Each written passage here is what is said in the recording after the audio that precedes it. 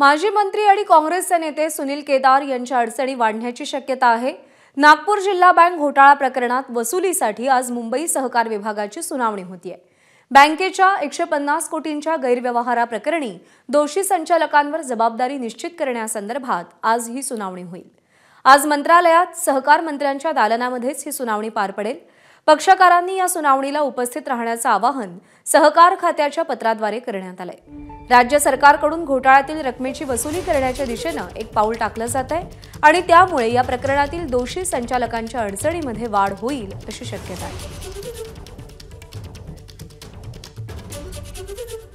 दरम्यान या संदर्भात भाजपचे जिल्हाध्यक्ष सुधाकर कोहळे यांनी काय प्रतिक्रिया दिली आहे पाहूया। आता एखाद्या सावनेरच्या गरिबांनी 2 लाख रुपये ठेवले असेल, आज 22 वर्ष झाले, 6 वर्षांनी दुप्पट होते, 22 वर्ष झाले, त्याच्या दुपटीचा हिशोब जरी केला तरी 1444 कोटी रुपये होते।